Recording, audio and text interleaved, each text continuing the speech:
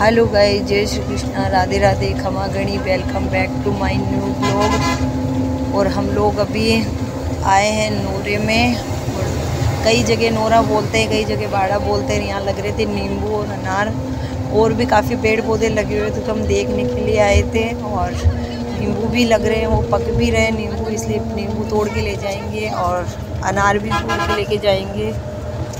बाकी जामुन पे भी जामुन लगी। बारिश की वजह से, बारिश हुई है तो इस पानी की वजह से अपने आप ही घास उग गई। बड़ी वाली जो 2 थी वो उगी हुई है पूरे नोने में, इसलिए हम बच्चों को मना करें कि उधर की साइड मत जाओ, क्या पता कोई जानवर हो। पर ये दोनों मान ही नहीं रहे। मम्मी तोड़ रहे हैं यहाँ पे अनार, और घास बहुत ज़्यादा उग रही है, इसलिए हम लोग अंदर नहीं गए, खाली नींबू तोड़ के लिए आए, क्योंकि नींबू लग रहे थे गेट के पास। बारिश का मौसम हो रखा था और उमस भी हो रखी थी। हमारे घर आते ही बारिश आ गई। देख पानी, देख कितना, देख नाले में ही नहीं मार रहा, इतना भयंकर पानी निकल रहा है। देख क्या इतनी तेज बारिश आ रही है कि नाला में भी पानी कौन मार रहे हो। माता के बाढ़ आई, देखो ना, देखो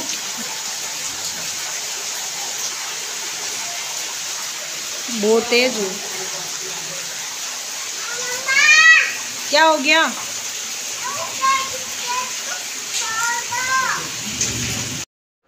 महाराणा प्रताप जयंती मनाई थी, उसकी कुछ क्लिप थी जो मैंने ऐड नहीं की पहले। बहुत ही सुंदर दिख रहा है हमारा गांव, और सनसेट भी हो रहा है, बहुत ही सुंदर लग रहा है सनसेट।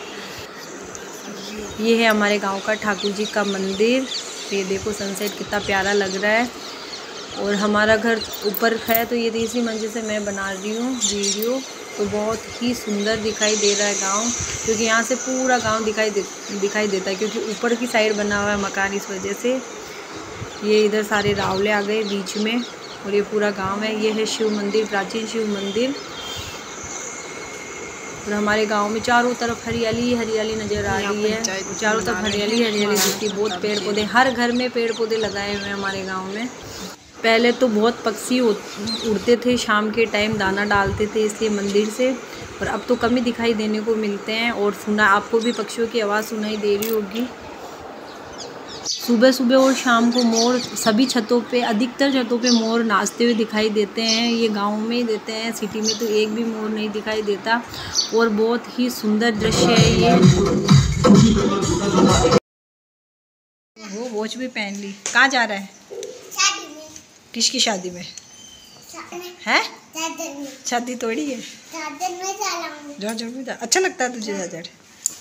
और ये देख, ये हम जा रहे हैं मेरे ननियाल, और मुझसे ज़्यादा इन दोनों को क्रेज़ लग रहा है, कब से पीछे पड़े हुए हैं कि झाझड़ कब जाएंगे। है तो मेरा ननियाल, पर इनको ज़्यादा क्रेज़ लग रहा है। और ये है हमारे गांव का सुंदर सा व्यू।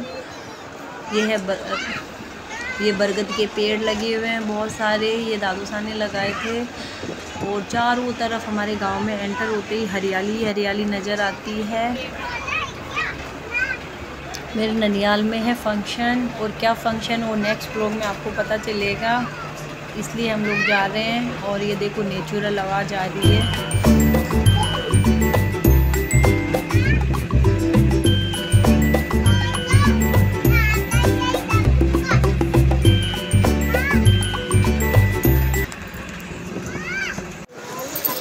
ये हम पहुंच गए डोडियाना, और यहाँ से हमें मिलेगी बस सिक्कर के लिए। क्या खाना है? कचौरी। और हम लोग कर रहे हैं अभी बस का वेट यहाँ पे। और यहाँ की है कचौरी, यहाँ की कचौरी बहुत फेमस है, दाल की कचौरी, बेरुंदा की, यहाँ की पादू कला की।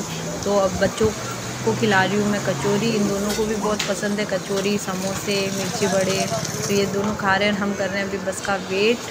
और आज बारिश हुई तो चारों तरफ कीचड़ कीचड़ हो रखा है।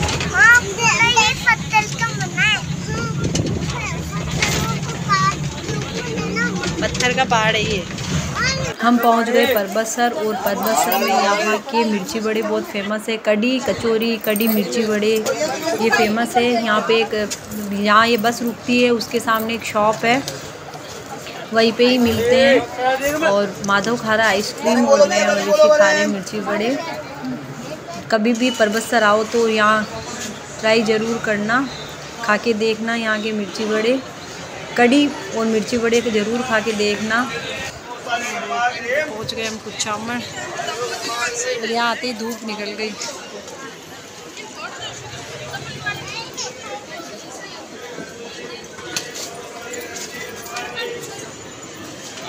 ये है कुचामन का न्यू बस स्टैंड और यहाँ आते ही बस कचौरी समोसे मिर्ची बड़े वाले घूमते हैं, जबकि गुजरात में तो ये चीज़ें हमको कम ही देखने को मिलती है और ये ऐसा टेस्ट भी नहीं है वहाँ पे तो बड़ा पाव चलो ये ज़्यादा मिलते हैं। वैसे भी राजस्थान के लोग बहुत चटोरे होते हैं और गुजरात में तो हर चीज़ में मीठा डालते हैं।